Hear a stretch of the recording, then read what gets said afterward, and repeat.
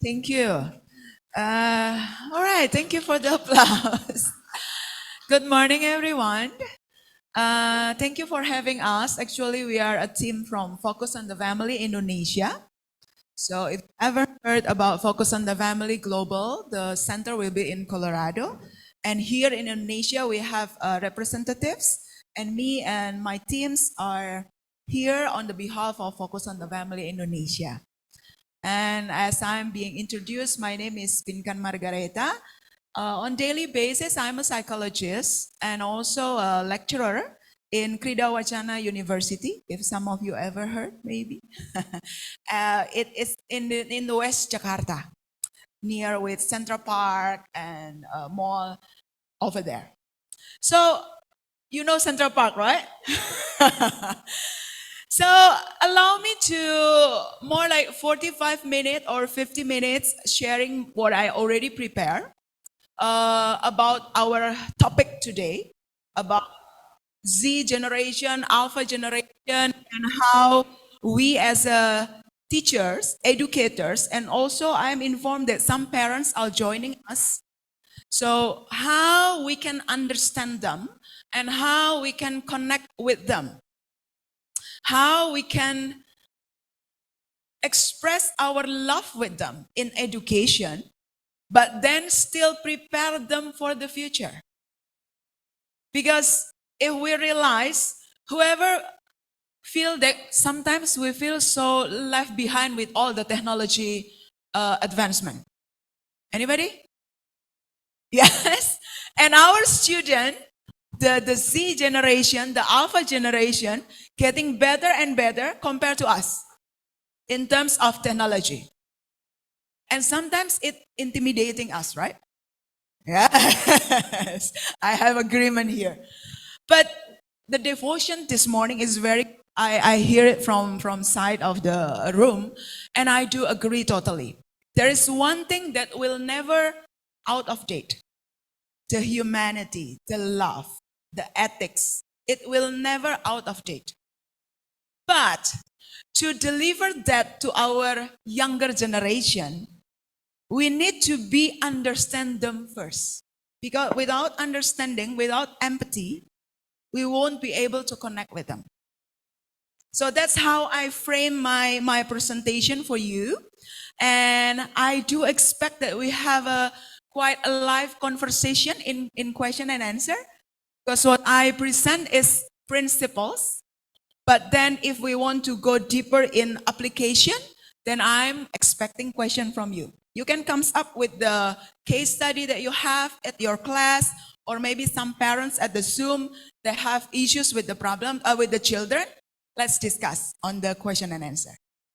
Do I have agreement there? Okay. All right. So, can the slide be presented? Okay. Teachers, I do understand that every generation have a obligation in life cycles. You and me, we are the adult in this life cycle. And as an adult, our role is becoming the bridge or the connection between the older generation with the younger. And actually, if we realize that, the burden in our shoulder is quite heavy. Because what the civilization will be, it's our responsibility. There. Are we going to let the AI, artificial intelligence, shape the ethics of younger generation? Or we still have courage, confidence that we have something good to be passing over for the younger generation. Ethics and values, those are the things that we can passing on to the younger generation. Ethics and values that benefit the humanity. Because now with the advance of technology, there is discussion about social dilemma. Anybody watch the Netflix movie Social Dilemma? Raise your hand. Yes. Oh, not quite a lot. You watch, right? Anyone haven't watched A Social Dilemma? Please watch on Netflix. To understand younger generation, those movies can help us because it's a documentary movie.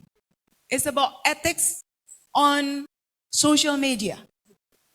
And we need to understand that so we can answer the younger generation. One of the characteristics that me personally quite worry as a Christian educator. Alpha generation have characteristic that someday religion is out of the window. True, right? Some of them challenge us with critical question about religion. The newest movies about, I forgot the title at Netflix, the one that documenting the false prophet in South Korea. Yeah, you see that, right? True. Sex and cults. And our younger generation watch that. How we can answer to that, right? That's the challenge for us. The internet gives them all the information that challenge us to not just believing the value of Christianity, but let me take you to the more higher challenges. They want it to be proven. Another issues, if we talk about LGBT, that's another one that we have to answer, right? We cannot just say it's a sin, you cannot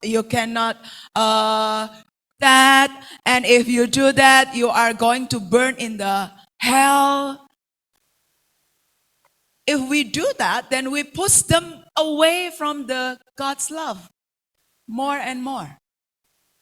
But in other side, if we look our own marriage life, are we a living proof that heterosexual marriage, gender that created by God is valid?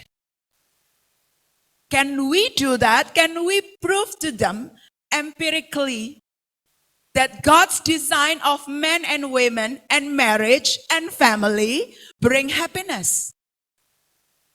Because if we fail on that, we cannot have any proof. We don't have any proof that God's created is able to happen in this life. And then our younger generation see influencers, homosexual marriage that looks like can give happiness. So preparing these materials, I will be honest with you, teachers, parents, my heart is heavy. Because we live in the era that quite challenging. We never have any experience of living in this kind of situation when internet make connected globally and every values, every culture, every thoughts in the world can be accessed by our younger generation freely through the internet. Okay, so let's try to find out together. Okay, teachers. Okay, the first slide. So the topic today is connection with our children. I will start the next slide, please. Yeah, there is my outline. There is 3 things. I will put the biblical truth about teaching and parenting. And then how to understand Z and Alpha generation and empowering them. Next slide. Okay. This one is my favorite verse as an educator. And also, if you are a parent. Proverbs 22 verse 6 says, train up a child in the way he should go. Or teaching him to seek God's wisdom and will for his abilities and talents. Even when he is old, he will not depart from it. Neuroscience confirm us how the brain of young people is still so plastic, and everything that we put there is becoming a foundation. So there is 3 implications that we can learn from this proverb. Next slide, please. Okay. I think this is the old version, Fanny. Sorry. I already revised it last night. Could you please check? Okay. Come back. First, it is our responsibility to train children to seek God's wisdom. Wisdom is the soundness of an action or decision with regard to application of experience, knowledge, and good judgment. So wisdom is not just knowledge. And let me tell you, teachers, parents, this is the one that we have more than our children. We should have more wisdom. Our children can have more knowledge than us. But age gives us the benefit of experience. So let's be confident with that. It's okay if we are not as smart as our children, because in terms of IQ, the research says they are better than us.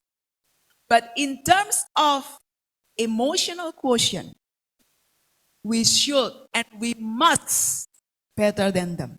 That's the challenge for you and me. We should seek wisdom. And if we talk about wisdom, the Bible says there is 2 kinds of wisdom. Godly wisdom and manly wisdom. Philosophy and all the paradigm of science is also wisdom. And if in the school you use international curriculum, right? And if we see international curriculum, there is so many paradigm, scientific paradigm, that maybe if we are not careful enough, combining the science paradigm with the truth from the Bible, then suddenly we see our children have different point of view about life, about the world. Right? You know that as a Christian educator. So, the question for us, are we passing on this sound knowledge and experience from the Bible worldview through our own life practices? When they meet you at the classroom, are they experience God's love, the knowledge about Bible, the practical implication of Bible, not just the curriculum, not just the science. Because if just the science, internet can give it to them. But we as a human being, Christian educators, it is our responsibility to make the Bible alive for them. To make forgiveness, love, compassion a life experience for them. That's the challenge, fellow teachers. It's not just about the knowledge. Because nowadays, with the student-centered approaches, we are not the source of knowledge, right? We are the facilitating when they learn. But what they need from us, what the student need from us, is a living example of godly wisdom. All the fruits of Bible. Love that never ending. Love that unconditional. That's what we need from us. Number 2, second implication of the Proverbs. While a child grows through childhood and teenage phase of life, they need a firm base of parents and teachers who believe in their God-given potential. Teachers, how many of you believe that God already have designed for each of our students? Yes? It is our opportunity to find the potentials and to explore it together with the children so they can understand what God-given abilities, God-given talents that they have. We are like a gardener or maybe farmer that nurture these potentials. We need to guide them and mentor them along the way to figure out their identity. In psychology, you know the term self-concept, self-identity. And nowadays, that's the biggest challenge for the Z generation. They are confused about who they are. So hopefully, in this school, in every classroom, in every interaction of us with our children, we can help them to find their purpose in life. There is one book that I love it so much. How many of you have read The Purpose-Driven Life? Yes. I think those book is relevant for nowadays generation. Because without purpose, they will lost in the virtual world. With so many option, way of thinking, way of life. Number 3. This is the most exciting part for me when I'm preparing this. We need to be humble enough to realize that our idea of future is not the same with the future that our children, our students will have to conquer. Okay? Soon we will be past. And our students, our children, will have to deal with uncertainty, disruptive era. It is our willingness and braveness to be with our student, explore this uncertainty. I will show you one video. This is about quite 9 minutes, but I think this is good one to give us a sneak peek about what the future could be. Nowadays, there is a profession called futurist. Anybody know that? That's quite interesting because before internet, before big data, futurist will be like somebody that have prophetic talent, right? But now, futurists is people who have ability to collect the data and have judgment, evaluation, assessment, and then comes up with ideas. I will show you one videos. This is the futurist. Anybody ever come across with Gerd Leonhardt? No? Not yet? So, okay. Let's just watch this together. Actually, this is the full version of it. It is 15 minutes, but I think it's too long. The title will be Twice Upon a Time. So Leonhardt give us prediction. The future of our Z and Alpha generation could go two directions. There is bad scenario and good scenario. What I show you is the good scenario. The bad one you can check on your YouTube after this. Okay? Let's watch together.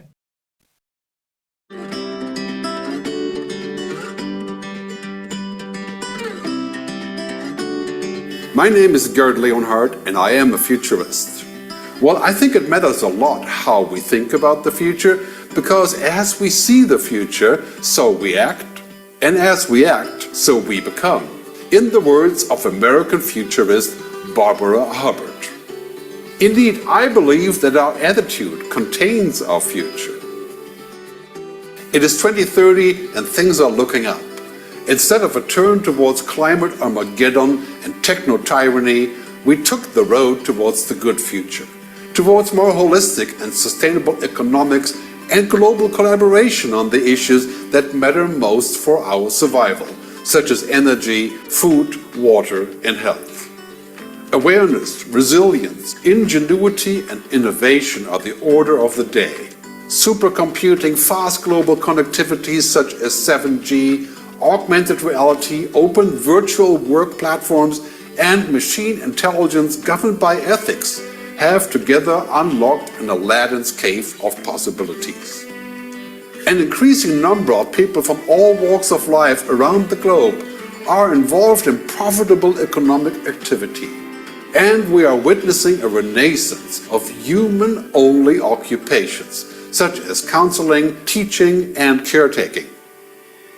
Tens of millions of new jobs have been created as a result of the sustainability revolution.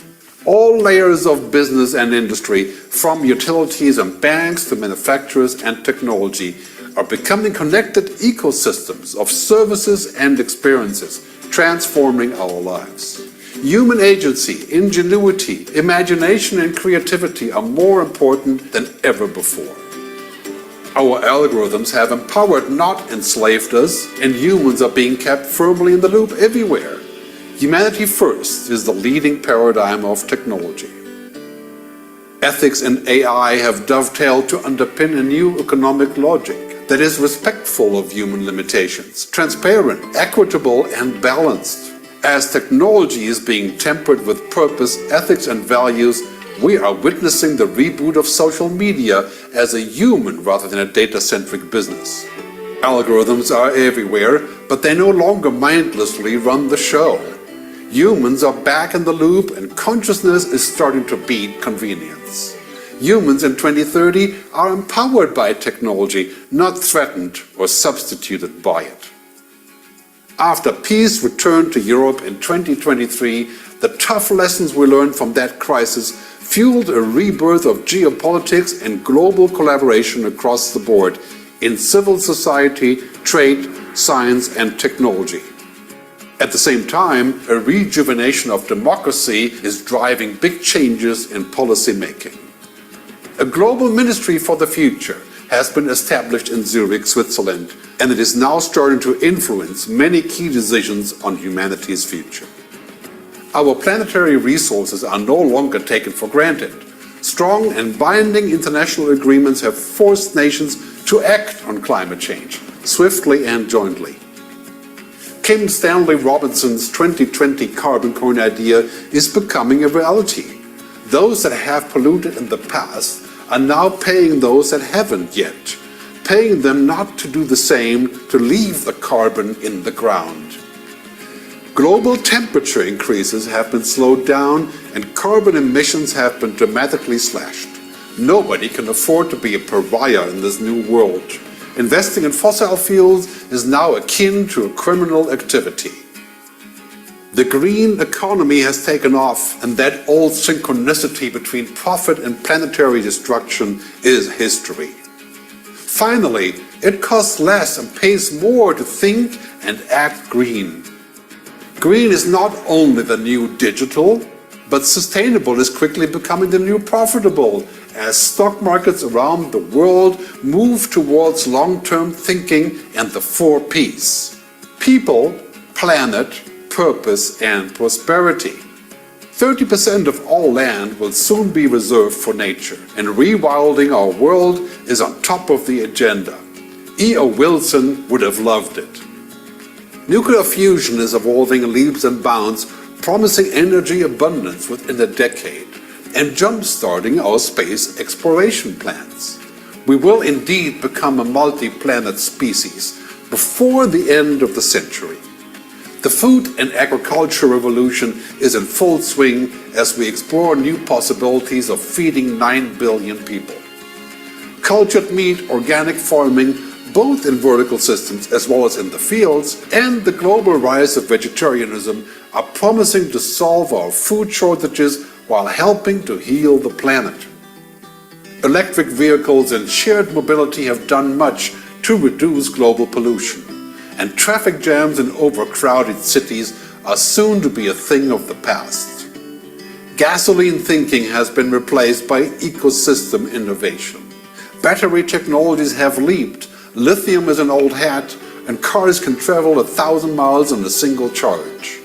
Work has become hybrid in all of its variations, with many new jobs in the cloud, as well as lots of new jobs on the ground, for example in climate change adaptation and mitigation. The culture wars of the early 20s have been replaced by the new Belle Epoque, A strange kind of golden age, where the old is clearly no longer feasible and the new swiftly fills the void. Human lives are improved and extended by many new healthcare solutions, such as digital therapeutics and AI-assisted drug discovery. While costs are dramatically declining, free medical care for everyone is coming within reach. Education has finally gone beyond downloading information and storing outdated knowledge for later use, towards imagination and creativity, consciousness, and human-only skills. Sustainable airline fuel and hydrogen is taken over from kerosene, and in Europe, high-speed trains are dominating long-distance travel. While around the world, many of us connect in virtual environments instead of jetting off to a brief meeting. Tourism has been rebooted to be completely circular, and long-standing aberrations such as cruise ships are disappearing in the rearview mirror, along with their smokestacks. The so-called developing countries are taking the lead in a global reboot of what good tourism actually means. Yes, the 2030 planet is becoming cleaner and healthier. As we recalibrate the way we work, live, eat, move around, and sustain ourselves, the planet heaves a sigh of relief. A new awareness and budding global consciousness is tangible, especially among Gen Y and Z. Our planet is not healed yet, but it is healing. A fantasy, a possibility, or a potential. The past happened once upon a time, but as you can clearly see, the future may happen twice upon a time. Whichever way you look at it, your attitude will define your future, and the choices you make today will create your future. Thanks for watching, and see you in the future.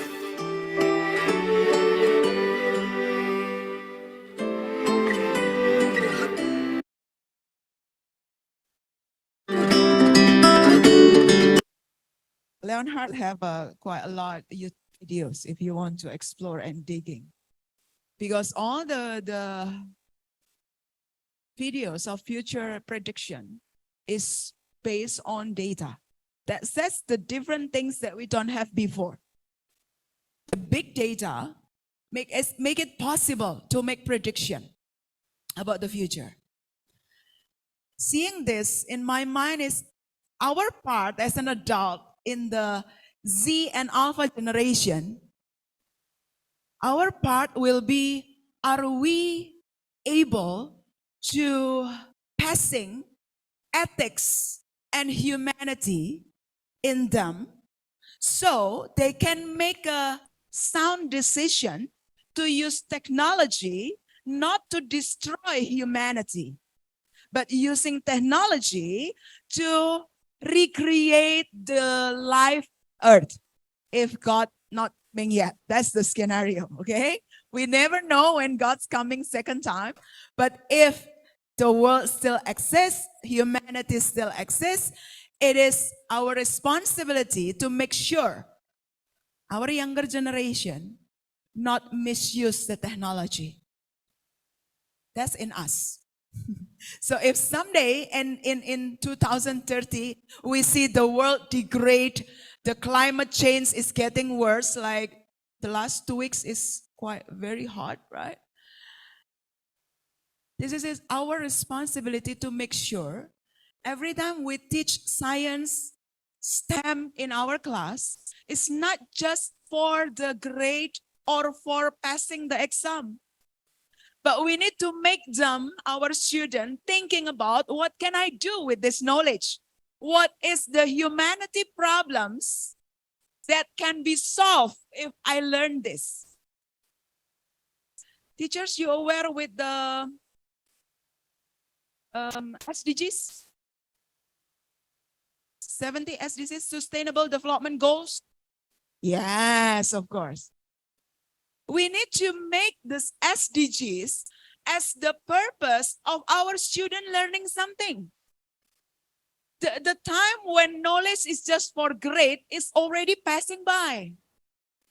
The time when we push our student to memorize everything is already passing by.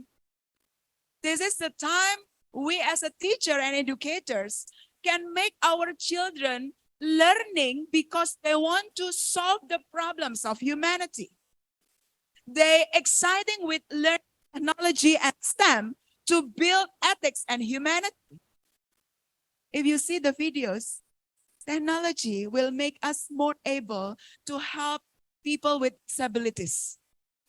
There will be robot that replace the foot or hands that have autism, also can be helped with AI, if you ever read about that. So it's not just about the environment, but also the people. Special disabilities, special children will have more opportunities using the AI. So this is the bright future that we need to see, so we can bring our children, our students, to see this as opportunity. I'm quite done with talking about the negative impact of technology. You see, like social media addiction, games addiction. We know that happening. But if we continue to talk about that, then we will live in fear of technology. Let's rise up. I remember one verse. I will read it to you in Genesis 1, verse 28. And God blessed them and said to them, be fruitful, multiply, and fill the earth, and subjugate it, putting it under your power, and rule over the fish of the sea, the birds of the air, and every living thing that moves upon earth. Can you see how this verse relate with nowadays?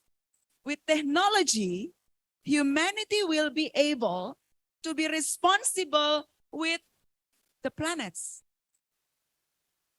And if we can bring our children to see Bible in this perspective, there will be no words that the Bible is out of date, because it's still relevant. As a human, we are given responsibility by God, who created the earth, to manage the earth, to take care of the humanity. And education, science will be the tools. Technology will be the tools. So there will be no more confrontation between science and faith. We can put it in one harmony. This is our responsibility as a Christian in this world, to take care of the environment also. Make sense from there? Okay. Let's to take a glimpse look about characteristic of Alpha and Z. I'm not going to discuss long here, because I want to more presenting about how can we connect. Next slide. Yeah, we can see this. This only 4 minutes. A brief about Z generation. Go ahead. Generations are really about cultural change. By studying generations, we can get an idea of how growing up now as a child or a teen is different from it was for, say, the Gen Xers growing up in the 80s or the Boomers growing up in the 1960s.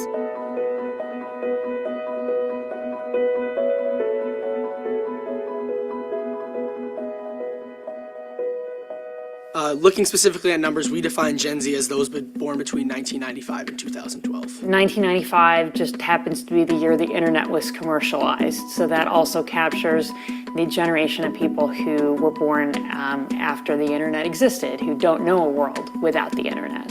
Compared to previous generations, they spend a lot more time communicating with their friends electronically, and they also spend less time hanging out with their friends in person. My generation, we're truly digital natives. We've really only known a world where our phones are smart. You know, we turn to technology for a lot of things, whether it be entertainment, research, education. It's truly just part of who we are. I'm not entirely convinced that iGen's skill with social media is going to be a complete positive. It's also linked to depression and anxiety and unhappiness. especially for people who are spending too much time on social media, who are comparing themselves to others too much. You know, people always talk about taking digital detoxes and stepping away for a little bit, and I don't know if it's necessarily cutting out the phone for a month at a time, but understanding that it's okay to put down your phone for a couple hours, don't have it at the dinner table, try not to be on your phone right before bed. There's just time and a place for everything, and I think understanding that is really important. I think something that parents can do to help with this anxiety that phones and information overload is really helping them sort of analyze and prioritize the information is what we find is something that's definitely needed with this generation. At the moment, what many people think of when they think of iGen is a teen or a young adult, looking at his or her phone. But I think they'll become known for other things as time goes on. One of our traits that, is very upfront with my generation is that we're very, very realistic.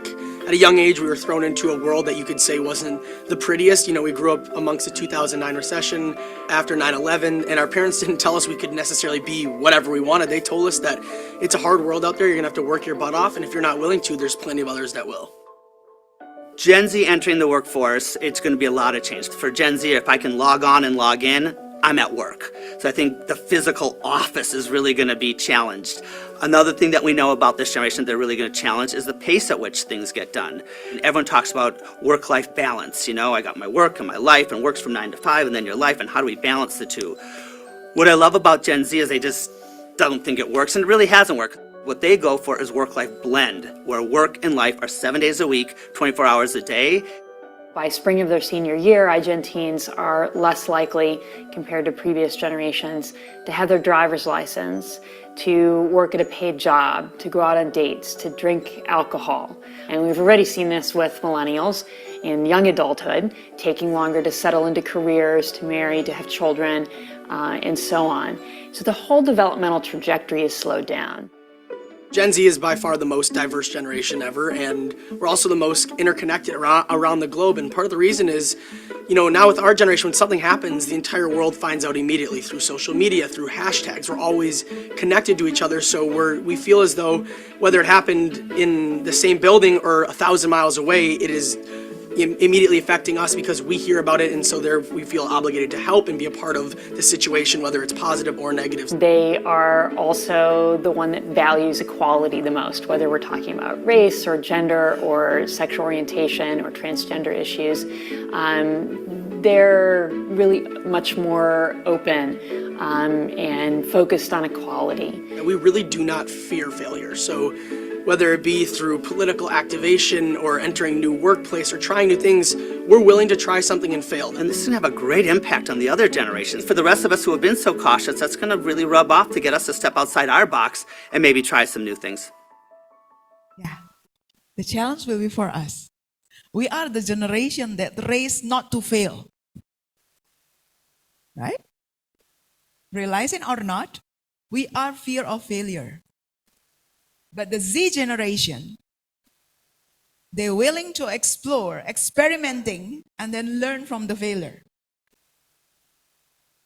I have some clients, Z generation, that raised by the parents that quite perfectionist and not accepting failure. And you know what happened?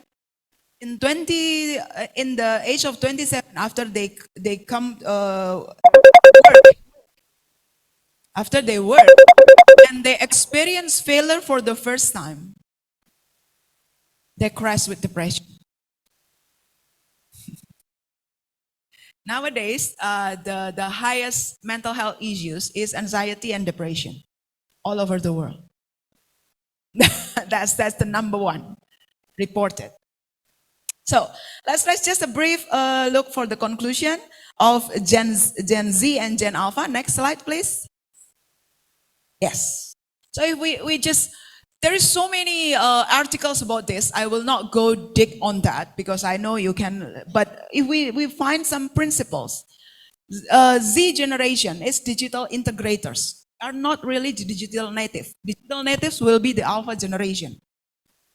So Z generation is integrate digital in every aspect of their life.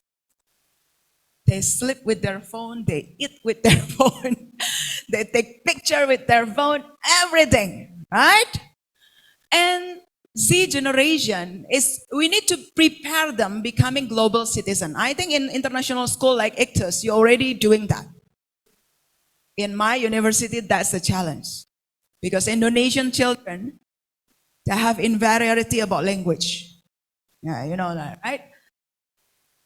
Why Indonesian children is lack compared with Filipino or Malaysian? Not because we are not smart enough, but because we are not confident in English.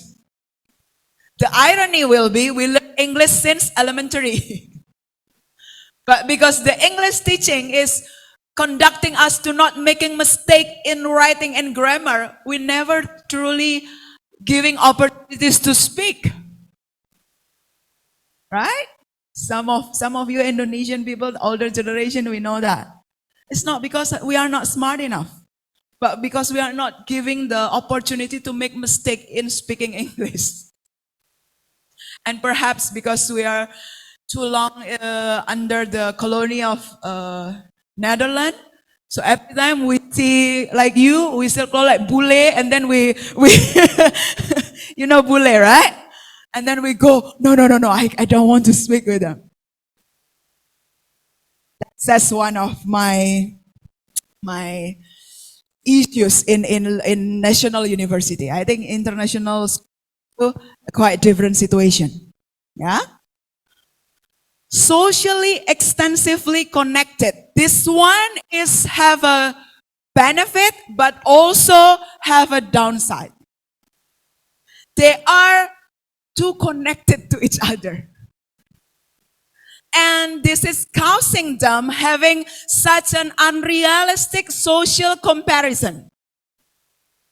That's why anxiety disorder becoming their issues. Teacher, when we growing up as an adolescent, we are compared with who? Our brother, our family, or maybe our friend at school. Z generation comparing themselves with all the profile and social media that they scroll every time. It's crazy. Can you imagine the overload cognitive that happen in their brain? Have you ever realized our brain cannot be shut down in comparing, right? Because comparing is the basic process of analytical thinking. So what you put in your brain, it will be information that processed by our brain. That's cognitive way of processing. So let's put your shoes in our teens' life. Every time they go to Instagram, they go to TikTok, they scroll, every second comparison put in their cognitive. Can you imagine how busy their brain are? See? That's the logic why they're becoming anxious. Why, if you ever said the word overthinking and then insecure, all those terms that not happen in our time of adolescence, right? But nowadays, that's what they say to each other. I'm overthinking. I cannot sleep. I feel not worthy. My friend is better than me. That's all the words that they have. Because socially extensively connected. But in other side, with this internet, they also can learn anything from everywhere, right? Even they can email the professor that maybe the same research with them, right? It's something that we don't have at our time. So there is plus minus, benefit, and also advantage. At this point, you and me have the obligation to mentor them, to use technology as a tools to achieve your purpose, to make them understand it is unrealistic to compare yourself with the Instagrams. I teach my Sunday school student this lesson last week. I am a Sunday school teacher also. I take a big class, so elementary 4 to 6. And then when I explain to them about what is it behind the social media, behind TikToks, and surprisingly they understand. I was thinking like, okay, maybe we give them on junior high, But nowadays, elementary students already can accept that. And that, check, okay. After they know that, they realize, oh, so it's not reality. So I need to be smarter than the technology. Sorry. Is it okay? Teachers, if we are lazy to learn about technology, we cannot mentor them. At this point, the challenge is for you and me to keep up with the technology so we can walk with them, pointing out this is dangerous, this is good, you go here. That's the challenge. Hopefully here in Ictus, all the teacher is not resistant to change. No matter how old we are, if we want, we can. If we're willing, we can. We cannot run from the technology. We have to conquer the technology. Remember, we have the wisdom to help our children making differentiation. This is good, this is not good. This is okay, this is not okay. Okay? Right. Mobile and visual.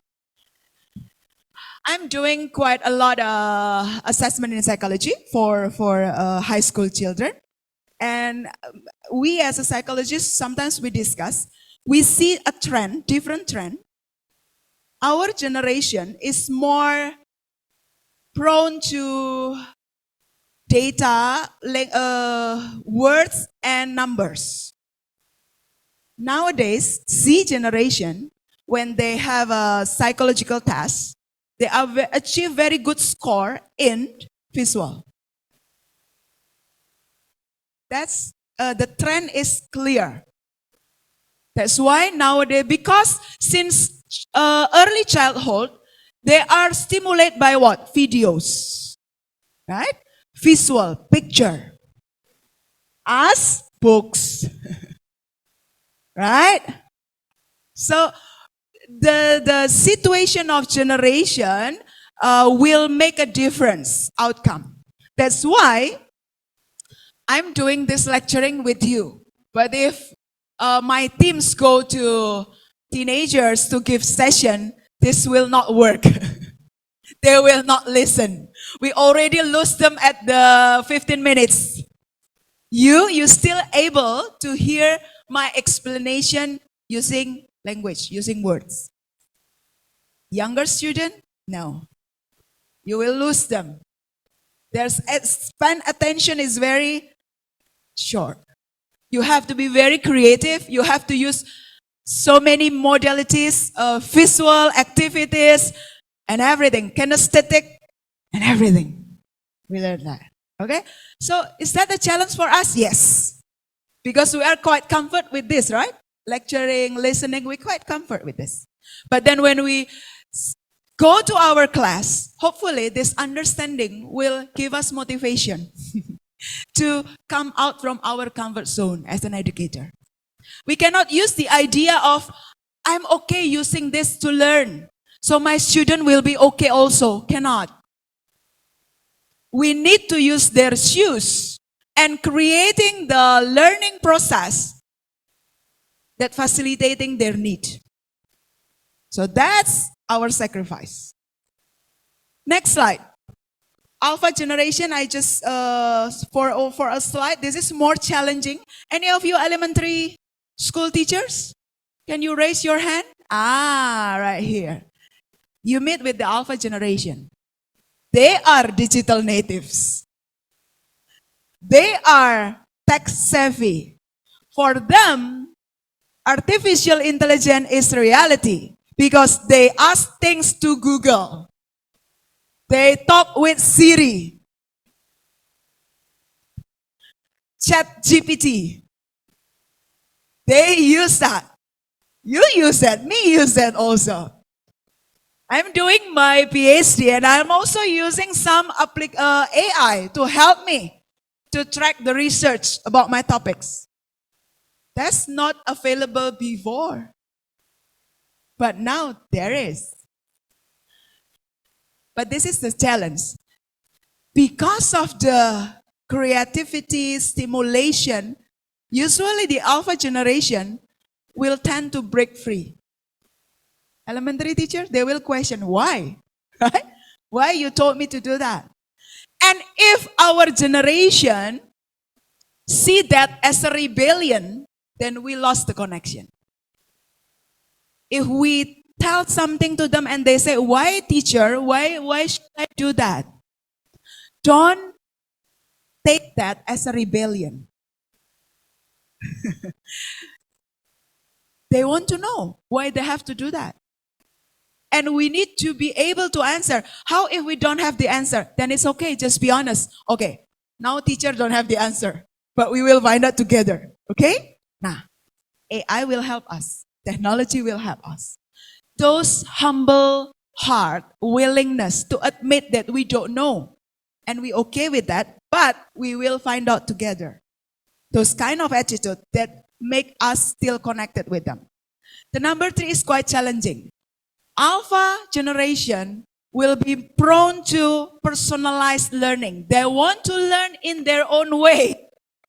If you have 20 students in your class, then perhaps there will be 10 ways of learning.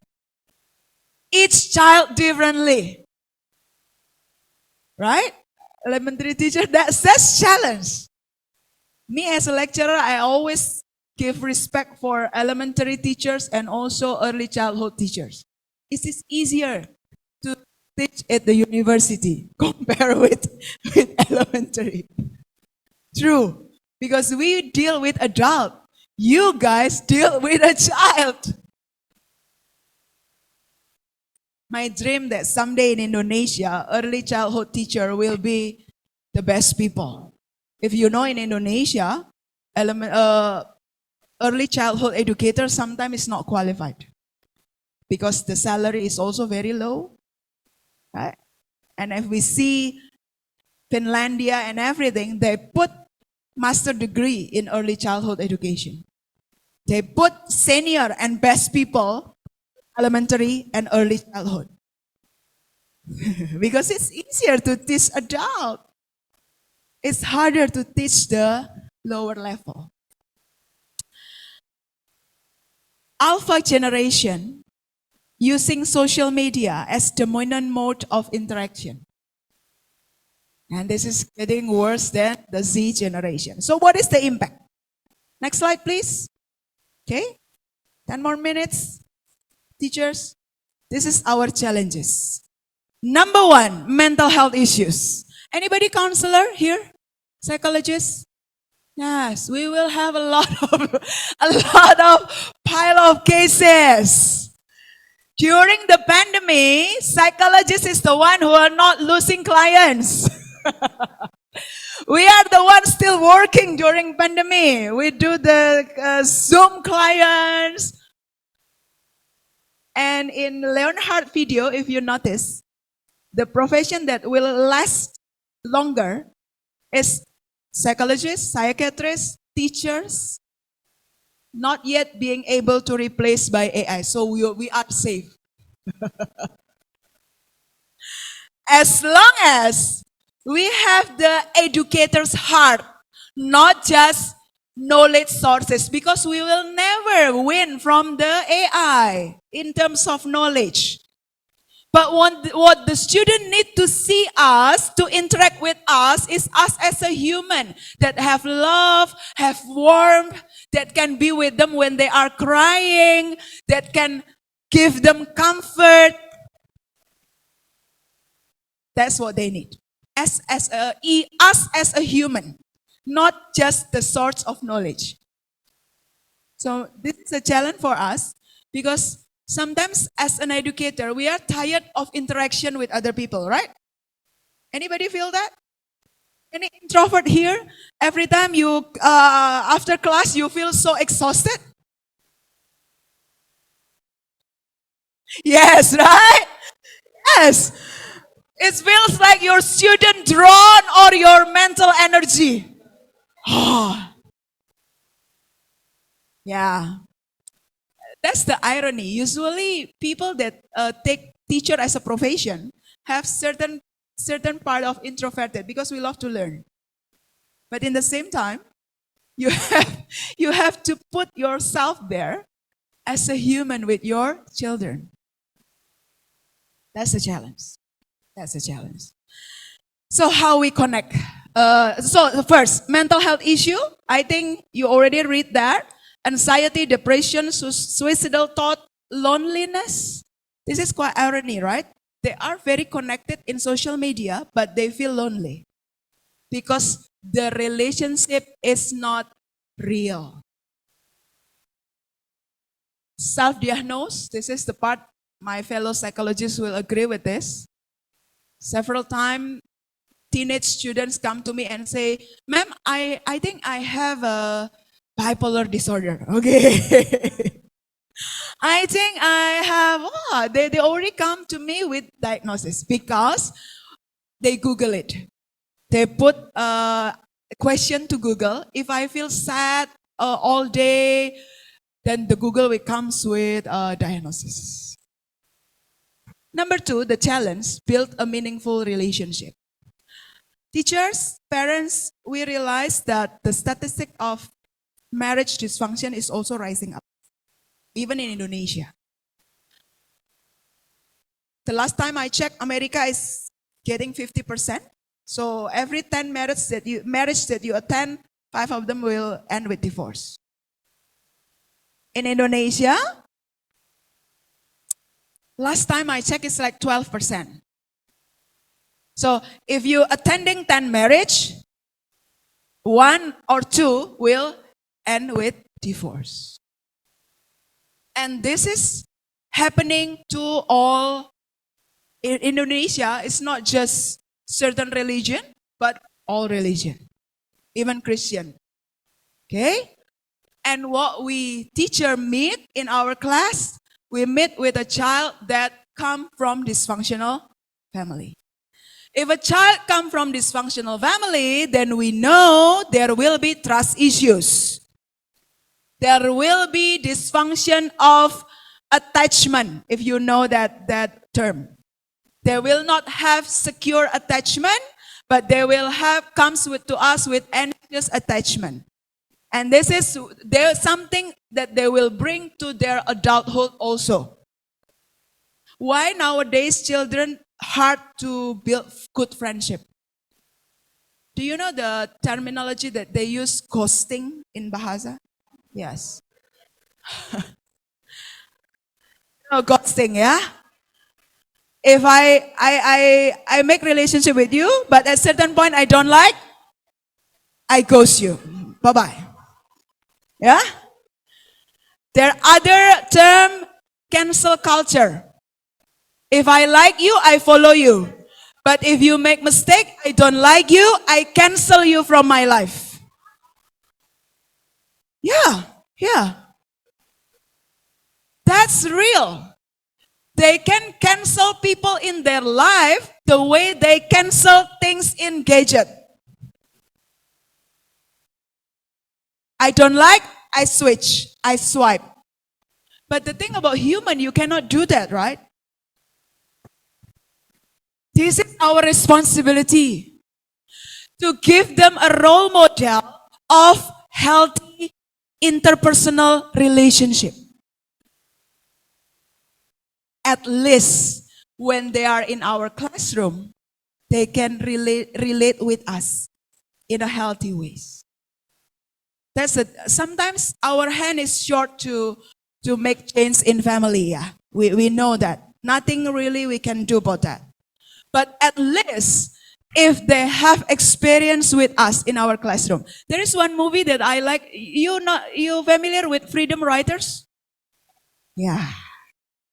I think that's a very good movie for educators. It's okay if our students have a very bad background family. But their time with us in classroom, 1 year, 2 years, 3 years, it's able to change them. They know there is a way of relating with other human being in a healthy way. Put on that God's love, it's perfect. Okay? Because I will say like this, without God's human love is still there. You know, there is non-Christian that can love others more than us as a Christian. Right? But the challenge for us as a Christian educator, like the devotion this morning, if we receive love from God every day, then we will able to give it, share it to our students. Okay. Number 3, technology and ethics dilemma. Digital safety, what is truth, what is hoax, data usage, how can I trust AI?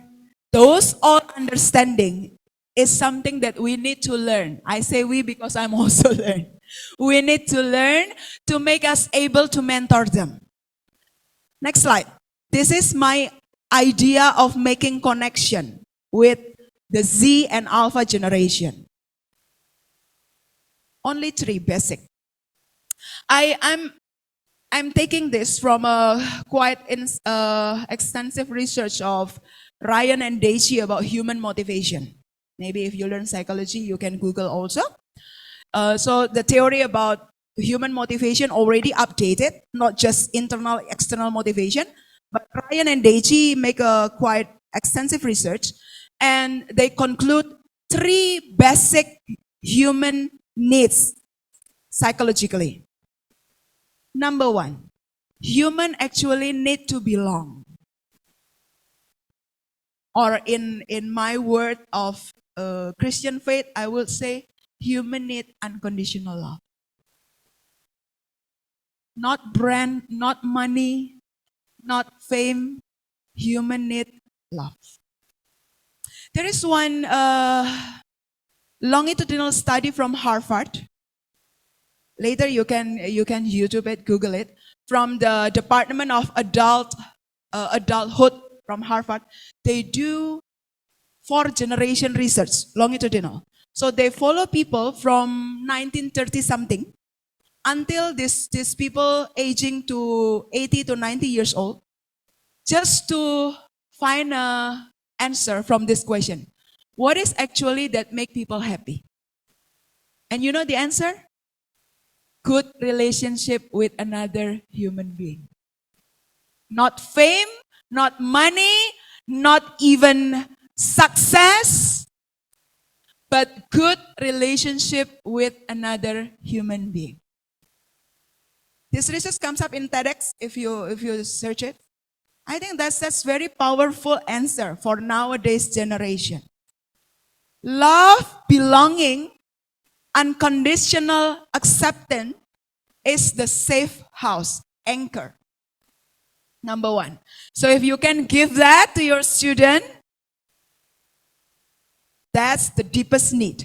Number 2, competencies. This one is a little bit complex and hard compared to us, because these competencies maybe we don't have it yet also. The competencies that nowadays generation needed, number one is critical thinking. That's number 1. I think you're all familiar with that. In international curriculum, critical thinking is more emphasized compared with the national curriculum. Number 2, problem solving, self-management, effective coping skills. Friends from psychologists will know this. Coping skills, how to soothe yourself, right? Learning about emotions, understanding my emotion, why I feel this, what is the cause, and how to deal with that. And the one that I want to emphasize is digital intelligence. So not just IQ, not just AQ, not just spiritual quotient, but now there is digital quotient. Digital quotient, 1, digital citizen identity, ability to build and manage a healthy identity online and offline with integrity. That's the highlight, with integrity. Nowadays, young people usually have not integrated online and offline identity. Have you ever met a child or a teens in their social media? They seem so extroverted and open, but on daily life, it's very different. They're so chatty in their social media, but in daily life, They are different. This is the one that we need to cater. We need to help them. You in social media and you in the real world should not separate it too far. We can have ideal portrait of ourselves, but don't separate it too far. In social media dilemma, this topic is also covered by ethics, yeah. Because like all the application that giving us tools to edit our own photos. You know that Instagram, when you use Instagram photo, it's not real you. Right? Some of you don't know, never use it. You know, right? Can you imagine if our young generation doing that since very early, so they reject the real them and they only want the edit version of them. That's what will give us disorder in mental health. Dissociative personality, and etc., anxiety, and etc. Okay? Digital footprints. This is very, very important. We need to educate our children early that everything you put online, it will be there. And it become your footprints. Digital empathy. This one, we talk about cyberbullying. You know why people so easy to bully others online? Because they don't see the person, right? That's why I agree, school cannot be doing online. Especially the younger the child, you cannot do online. If you are in the university, can, because it's already growing up. The phase of development, social emotional development, is already clear up, supposed to be. But can you imagine if early childhood, elementary, online, what's going to happen? They don't have the scheme of interpersonal relationship real with human. Okay? Cybersecurity management, privacy management. I think this is us also still learning, right? Many of us get hacked and everything. And then screen time management. This is part of digital intelligence. Screen time management is not to say no to gadget, but you know how to manage. When I use it, when I'm not using it, this is the habit that we should help our children, our students to develop it. Anybody read the book Atomic Habit? Yes? If not, please read it. Atomic Habit. It's a good book to help us understand how to build habit. In human, habit only can be built, the fastest is 6 months. If you want to change some habit, you need to do it day by day, non-stop until 6 months, and that's become the new habit. That's why school have a strict rules, right? Compare with university. Why? Because school, you are in the obligation to build habit in children. Why they have to wake up every morning and then go to school, physically go, not just opening their laptop and from their bed. That's what happened during the pandemic, right? They not get shower, they just open the laptop. Those are the things that not yet cannot be done in school, especially elementary and early childhood. Critical thinking, sure. The last one, autonomy. I assume in international education, autonomy is quite there already. I assume. I don't know, you can argue me on this. Because if we talk about autonomy in Indonesian culture, that's an issue. Indonesian parents tend to micromanage their children. Some of you nodding your head, you know that context, yeah? Asian parents tends to micromanage their children. But usually the younger parents nowadays, they understand human beings have a basic need to autonomy.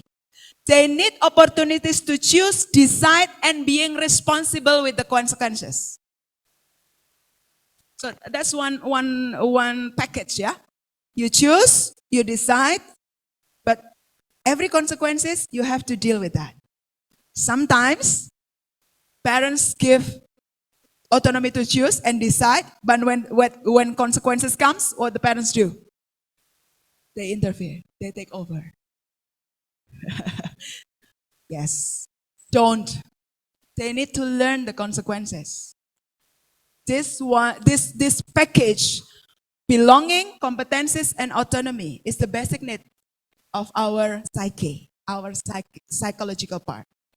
If we have that, no matter changes or disruption in this world, hopefully we could be healthy enough. Because as a human, that's the needs, the basic need. Last slide. Next. So, how can we empower our student? My thought will be live a life that provides a role model for the next generation to becoming authentic human beings. Authenticity is becoming a very important things nowadays because social media make them have very too many comparison. To find who you are, your purpose, why you live on this earth, what is God's purpose for you, that's the key for the younger generation to survive for their future. I quote what Paul said in 1 Corinthians 11 verse 1. Imitate me, just I imitate Christ. Teachers, parents, would you be brave to say that to your students? Imitate me, the way I imitate Christ. That's the challenge. Usually we do that, only pastor can say that, right? Some of us maybe try to defend ourselves. Oh no, that only pastor, priest can say that. But in my thought as a Christian educator, you and me, we need to be able and brave saying this. Imitate me, children, students, as I imitate Christ. So that's the high stake. Okay? Hopefully what I presenting is quite useful for you.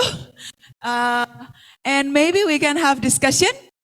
Okay. Applause for all of us. Miss Melissa, could you accompany me to have discussion?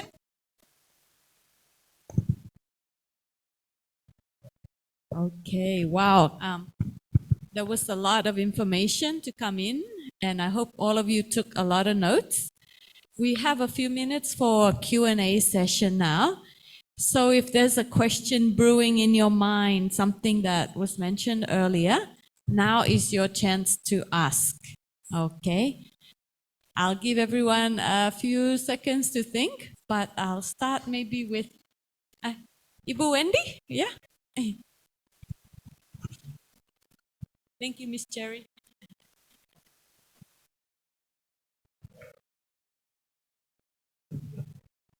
Hello? Yeah. That's good, yeah. So, in Matthew 18, verse 21, 22, says that we should forgive 70 times 7. But in a school, so where do we have to draw the line between forgiveness and discipline? Yeah. That's my question. That's quite interesting. What's your name, Ibu? Ibu Wendy. Ibu Wendy. I will say like this.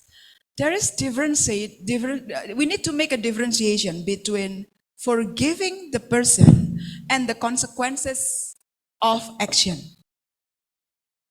Because God also forgive us.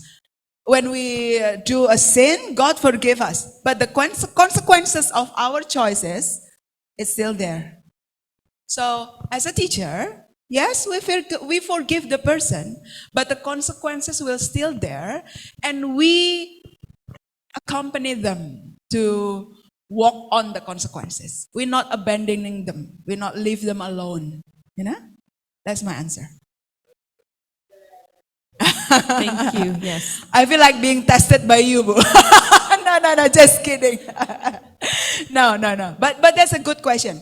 I think we can put the wisdom there. Yeah, love the person. This even goes. Anybody have deal with a student that comes to you and say, "I think I'm gay. I think I like my, I'm LGBT." No, not yet. Praise God. Because this is very hard situation. How we still love the person, but we cannot agree with the choices.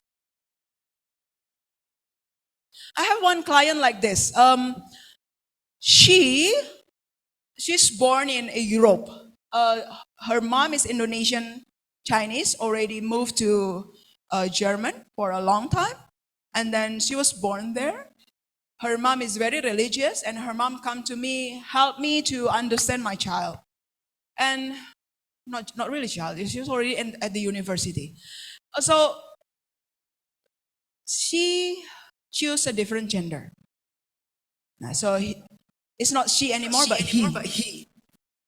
Right? So this is quite a dilemmatic situation. Me as a psychologist, if you train to be psychologist, you know that LGBTQ is not anymore a disorder. It's a choice. Yeah. So, but then if, and he or she also took psychology at the university. So when I meet her online, we talk, and then it's quite difficult because in Europe it's accepted, right? So there is culture crossing here.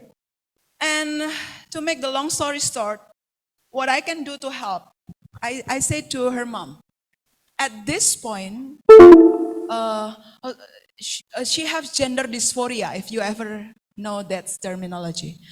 She is her physical is women, but she felt that she's not women in emotion. She feel like a man, so trapped in the wrong body. So what I can do to help this mother and daughter relationship is, I say to her mother, if you resist her and using biblical verses to resist her, then you push her away from God's love. At this point, what can we do is loving her, accepting her, praying for her, until there will be time for her to come back. Yeah, that's the example, man. And nowadays, even in Jakarta, I met some colleague, young children, some colleague teacher and also psychologists, because the information about, rainbow gender, rainbow gender. So now we can define ourselves in like 5 categories. Our sex, male and female. Our expression, emotion could be different. There is 5 categories. This is confusing, but this information is available in internet, and our young children already know that. Even movies in Netflix and everything, you know that. So this conversation, we should be open with them, helping them to figure it out. Who am I, right? In a gender term. That's the example. Thank you. Thank you. I'm grateful you're not find that case here. Hopefully not, because it's quite challenging issues.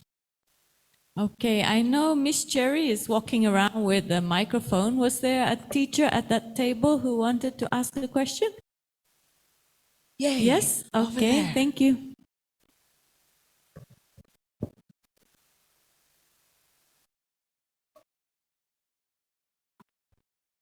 Cek. Okay. Hi, Ibu Pinkan. Should I call you Ibu Pinkan? Sure. Okay. My name is May. I'm a homeroom teacher for grade 4, and what you are delivering right now, it's very relatable because I am working with Generation Alpha, and everything that you have said is happening right now in my classroom. And then one of the challenges that mentioned in your presentation is about um, the challenges about they have the, let me read it first, wait.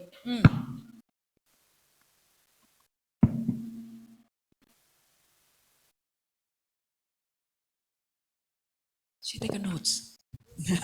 Not necessarily, we take picture. Okay. So it's about the mental health issues, Yes. anxiety, depression, suicidal thought, loneliness, unrealistic social comparison, and self-diagnosis. And all of this is in my classroom. Yes. So what my question is, I would like to address this properly and appropriately. So to what extent can I involve in this kind of things? Like, for example, several weeks ago, I had a chapel. My students is about to, present in the chapel. So I made a group of my students about how to, we need to manage this, and then you do this, you do this. But then my student said, Miss May, please do not delete this group because maybe we can, discuss about other things. And then I said, okay, as long as it's a positive things, we will keep the group. And just like what you said, they discuss everything. Everything means everything, including like very private things. Yeah. And that group, boys and girls are there. Some of the conversation, like some of the discussion, I will address it right away, and then after that, the next morning, we will discuss it in our morning devotion. Like I will make a circle and then, address the issue. And right, like before I came here, I was thinking about, this challenges about this mental health issues. Is this what is happening in the, I don't know, internet or whatever? So actually I'm thinking, is this really happening in her thought, or it is just she just following the trends of I'm having depression, I'm so sad right now, I don't know why, but I'm feeling so sad. I feel so lonely. No one loves me. Even my mother doesn't care about me. She only cares about blah, blah, blah, and blah, blah, blah, blah. So my question is, Ibu Pinkan, to what extent can I get involved or, to interfere in this matter? And then how do I address it properly as a teacher? Would you please just give me like a step by step? So, when the school opens again for the kids, I can address it properly. Thank you. Thank you, Ibu May. Very, very good question. I will answer the number one. Yes, Alpha generation especially dealing with what we call cognitive overload. Too many information they absorb, and if something viral, something trend, somehow they do this like self-fulfilling prophecy. I'm sad, so I'm depressed, So what can we do about this? Number one, help them to screen, classify these topics. That's the point, Miss May. It is good to have group of open conversation about everything. Because if we shut down the discussion, they don't know where to ask, right? And we as an adult, it's okay. It's like they pour everything on the table, and then let's try to help them classify. This is real, this is not real. This is something that becoming viral because of what? I don't know how many of you familiar with what we call a skill of critical literacy. Not yet. This is something that There is one educator professional from Indonesia, Romo Haryatmoko, if you ever heard. He write a book. I think it's a very good book about education, leadership in education. And he proposed that since early elementary, we need to facilitate our children with skill of critical literacy. When they interact with text in the media, social media, they not just swallow it immediately. There is skills to differentiate. Some of you that learn linguistic or from educational, you know discourse analysis, discourse analysis, critical discourse analysis. This skill usually we get in university. But Romo Haryatmoko proposed we need to give it since early, elementary. Because without that, our children will be like an open space for all the information coming, and they don't have the tools to screen it. So literacy becoming very important, miss. In a skill, in a skill part, literacy, critical literacy is very important. I have a colleague, a friend from linguistic area. She and her friend develop a workshop to teach teachers and also parents how to teach our students about critical literacy since early. When they interact with text, they know what to do. Something like that. That's my idea. One my idea. Number two, only two. Nowadays, children spend too much time in virtual world with all the information. So how can we detox it? Bring them to real experiences. Bring them to, as an example, for elementary student, ask them to go. I assume children that go to school here, they are from social economy middle up. Make a social project. Bring them to go to the different situation of life. Bring them to like children with disabilities, children with disadvantage, so their life paradigm is bigger than just internet, miss. This social project is quite important. I would say we Christian institution will need to learn from Catholic institution actually on this part. Because usually Catholic institution in educational have these projects, right? You know that. So these children is not just, in bahasa we call it katak dalam tempurung. What is in English? Who know katak dalam tempurung, And what is in English? So it's in a frog inside a ball. Their understanding about the world is only there. We have in English What? frog looking out of the well. Nah. You can only see this. Yeah. If you escape. Yeah. So our part as an adult to expose them to different reality of life, not just the artificial reality.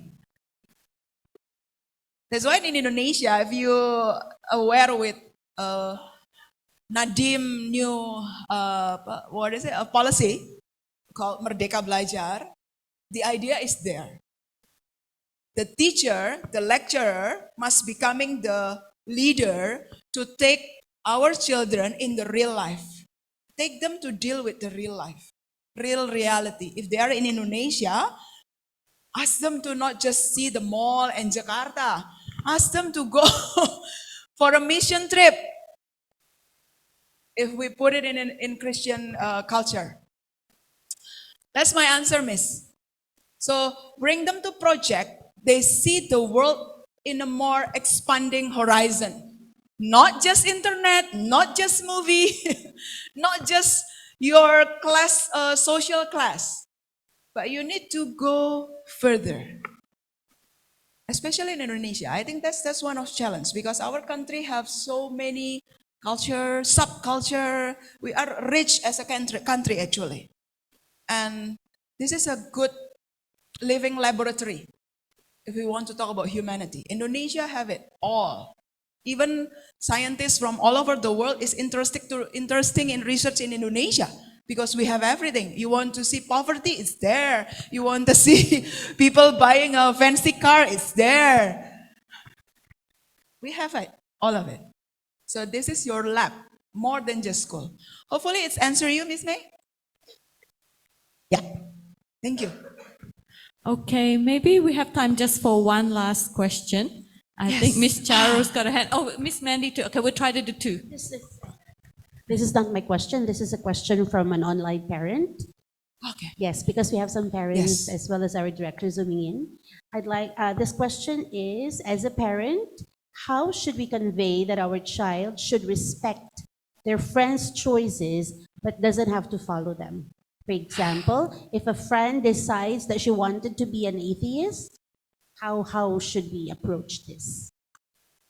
This one is challenging because in teenagers' life, influence from a friend is stronger than from parents, as we know. So, how we convince them? By giving a proven example. Like, if their friends choosing, what's the example from the parents? What is atheist? Oh, atheist, okay. Yeah, here my answer. Teenagers' life is time of crisis of finding what they want to believe. So we as a parent and teacher, we need to manage ourselves in being patient and control our emotion to be with our teens in their uncertainty. What my point, uncertainty, maybe they will go to church with you, but they will say, I think God is not exist. If they say that, don't be angry. Don't be hesitate. Don't be panic. Because it's part of their exploration. We can keep conversation with them, like I say, okay, why do you think God is not exist? And have those discussion along the way. That one thing. So sometimes what I observe from parents is they get panic when the teenagers said, I think I'm going to be atheist. Whoa, and then we like panic and kebakaran jenggot. You know? When we panic, we operate from our emotional brain. And we tend to be not rational anymore. So, hold, hang on, make conversation with them, open the discussion. Okay, your friend tried to be atheist. Okay, let's figure it out together. What is atheist? Because many times teenagers don't really understand what is atheist. Go with them. It's like in my mind, I will say like there is two options. This is Christian, believe in God, and this is atheist. Okay? So we as a parents, we go as a Christian here. But then there is influence from friend asking them, hey, let's try to explore this way. Okay? What I will do as an adult, walk with them, accompany them to understand what is atheist. Go with them. Don't leave them. Go with them. Because maybe during those exploration, they will get, I think what you choose is better, mom or dad, But to do this, we need to be able to manage our own anxiety about that. It's like walking in the cliff, right? But that's better if you walk with them instead of be angry with them, and then they choose to walk behind you. That's my point. This is hard, see, actually. I realize this answer is not easy. There is no easy answer. It's just like how to convince my child. The only way you can convince them is you walk with them to explore what is this, one. Number two, make sure if we believe in God, there is role model, there is empirical proof that God is exists through us. Because too many story, Miss. I've dealt with quite a lot minister children. They're becoming very bitter because what their parents said in front of congregation and is different with their daily life. It's the same with Christian family also. As a parents, they give all the verses, ritual, you have to go to church and everything, but their attitude as a parents, their behavior as a parents, hurting the child. This is contradictory. This is what makes younger generation doesn't believe in God anymore. Because they don't see the living proof of it. So that's the challenge for us nowadays. Religion is not just something that you can preach and then you have to believe. We really have to put it in our daily life. I think that's the hard part for us as a parent and as a teacher. In our life, just like the Paul said, imitate me because I imitate Christ. That's why I said it's not just the priest anymore. It's us as a parent, as an adult. That's the only way, I think. Thank you. Thank you. That is a very good answer. Yeah, we have. Praise God. Yeah, that's a very good answer. Because it is something, as you said, all teenagers will go through that time. Yeah. Do I believe? Do I not Yeah. believe? And parents, teachers, we walk with them through Yeah. that time. Yeah. Okay, one last question, Miss Mandy. Yes. Yes. Yeah. Hello? Yeah. I'm the counselor for lower secondary. Yeah. I have two questions if it's okay. One is you mentioned critical skills, literally skills, basically to survive in this digital world. Yes.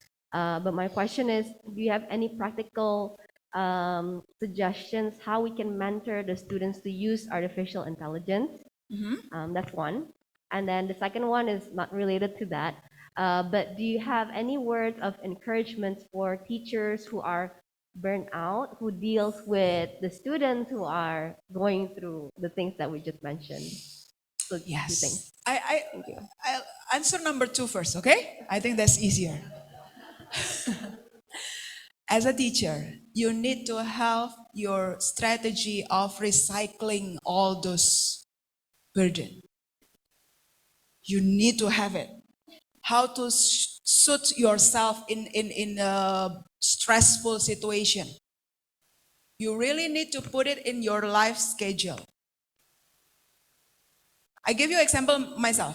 Me, my exercise is gym and boxing. You know why boxing?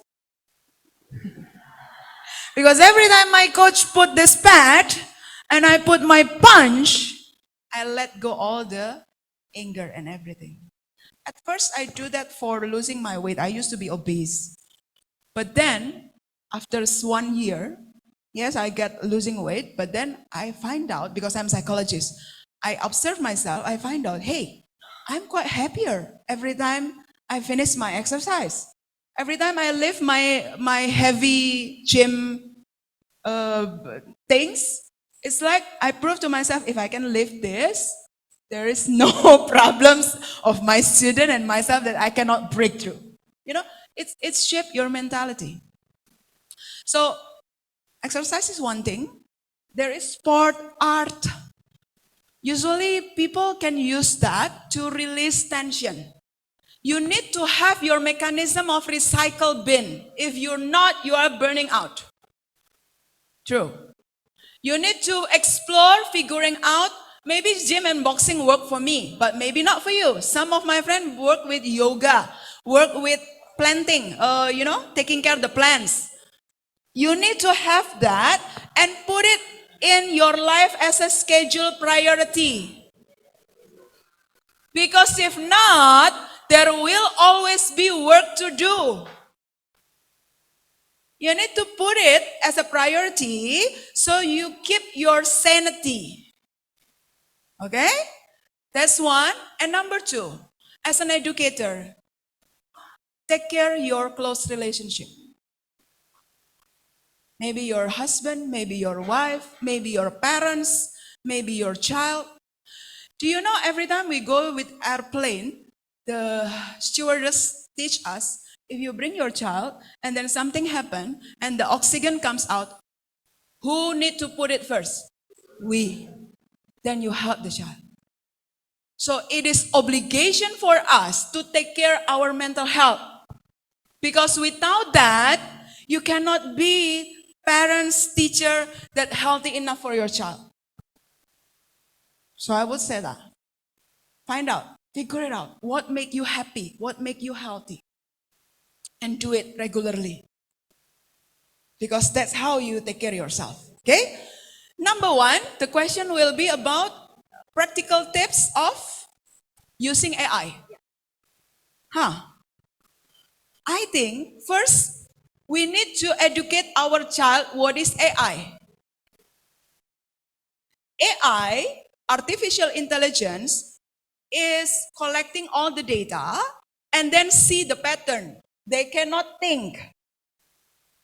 They only help us as assistants to collect all the data. But what we need to teach our children, the designer is who? We. I just recently read news in my Instagram. There is one photographer. Anybody read that? He put photographer that made by AI and then submitted it in a competition and he win. After he win, he said, I just want to prove that nowadays AI can win a competition. But he's come clean. He said, this is AI, not me. Now, those kind of information is something that we can educate our child. What is the function of AI? AI is not designer. Their capability is limited on seeing the pattern of all the data. And we can use it as a help. Number two, what we need to nurture from our child. The urge to create something, creativity. The pride of design something that come from your original idea. So it's not more like perfectionism, no, because perfectionism will bring them to find any other ways to achieve perfectionism using the AI. That's why nowadays art, creativity is something that we need to nurture from our children. The happiness of designing something, creating something that comes from your idea. That's what we appreciate. That's what we want from them, not the perfectionism. If we do that, then they can use AI as a tools. Technology is there to make our life better, not to crush our life. Those position, ethics of using technology. I think that's what we need to educate our children. Okay? So after that, you can use AI for anything. You do your research, you do your art, you can use AI, but you know, it's only your assistant, like your secretary, to gather all the data. And then you design by yourself. So creative thinking, originality, authenticity is something that we need to nurture. And I will say it's not easy because we are growing up not from that era, right? We are growing up to fulfill certain standards. And maybe the challenge for us is in our age nowadays, we nurture our own creativity. We train, we change our habit If usually we are the people pleasure that we do things only for make people happy for us, that's something that we need to change. Because we need to become the role model. Right, Miss Mandy? Hopefully the answer. True. Yeah. Thank you. And then also, I guess one more thing following that Yeah. question is to train them to know what information is true and not. Right. That's what critical discourse analysis is using for. So, language teachers, you need to upgrade your skills because nowadays they need that skill, truly. Not just language teacher, actually, all of us. Yeah, all of us, teachers, lecturers, we need to do that. Yeah. Thank you. Okay, thank you so much, Ms. Pinkan. Thank you. Thank you. Thank you, Miss Melissa. Thank you for all your attention. Okay. We will end now, but I do want to say a big thank you. And one of the key things I want everyone to remember is what you said at the beginning. Maybe the children will have more knowledge, data, whatever than we do, but we need to apply our wisdom and we need to be the role model. And I think that is the key thing. True. Thank you so much. Thank you. Thank you. Thank you, Miss Melissa. Thank you, all teachers and parents.